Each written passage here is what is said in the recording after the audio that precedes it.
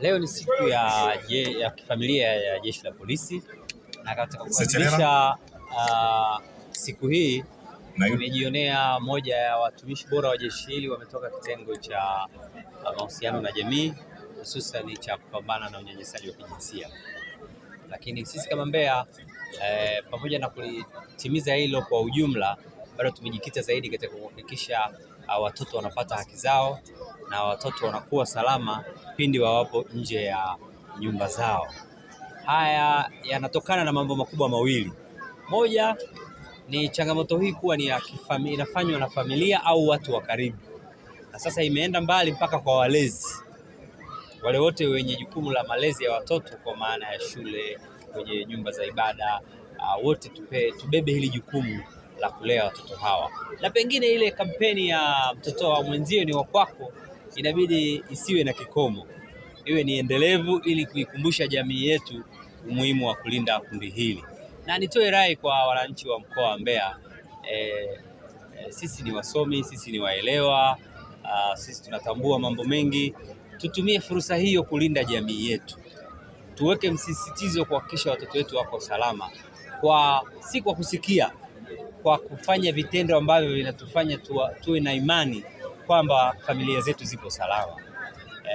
Mambo ya mazungumzo kati ya mzazi na mtoto, ukaguzi wa hapa na pale, ni vitu ambavyo lazima vifanyike ili kulisaidia Jeshi la Polisi kutimiza wajibu wake.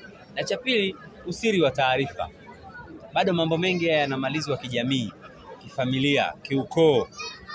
Sasa hatupati jamii haipati hasira ya serikali kwenye jambo hili kwa kuendelea kuyamaliza kienyeji na kimila. Bado nasisitiza uwazi uwepo, taarifa itolewe kwa wakati na sahihi, ni Jeshi la Polisi litafanya kazi yake kama ambavyo wamefanya kwenye mengine.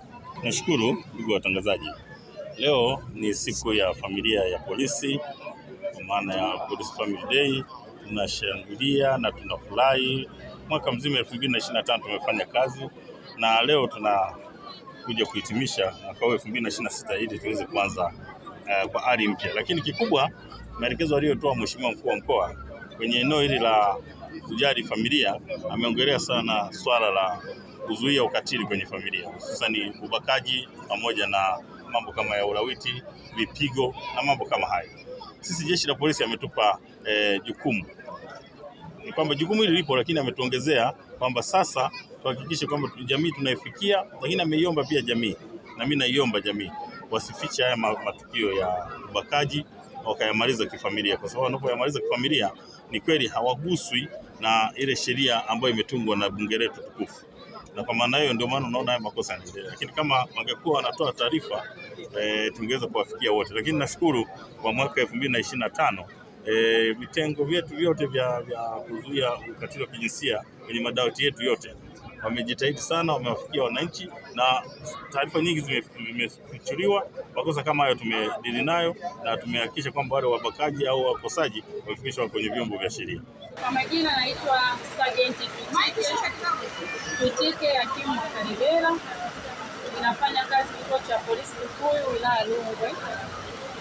Ninashughulikia kesi za ukatili wa kijinsia na watoto kwa ujumla na kueleza kesi hizo.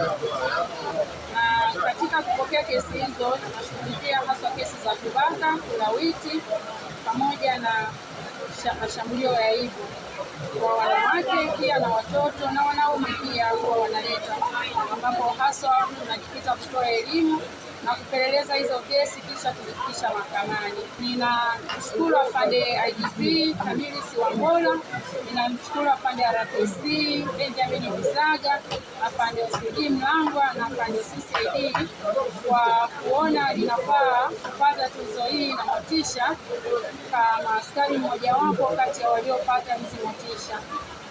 Ninaahidi kwamba nitajitahidi kushirikiana na askari wenzangu katika kuzishughulikia kesi hizi kwa ufanisi zaidi.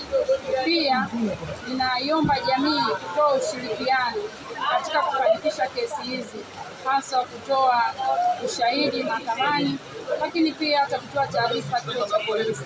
Majina inaitwa Constable Raymond Elias Joseph, ninafanya kazi za polisi katika mkoa wa Mbeya, wilaya ya Chunya. Siri ya mafanikio yangu katika utendaji wa kazi yangu ni kujituma, kutii, pia na kufanya kazi kwa weledi pale ninapopewa kazi zangu ambazo napaswa kufanya ndani ya jeshi la polisi. Ndio nimepata zawadi na ninachoahidi kwamba nitaendelea kuwa mwaminifu na nitaendelea kuwa mtiifu ndani ya jeshi la polisi na kufanya kazi za polisi. Lakini pia niseme tu kwamba zawadi hii niliyopata sio kwamba ni motisha kwangu mimi tu, ila itakuwa motisha na kwa askari wenzangu.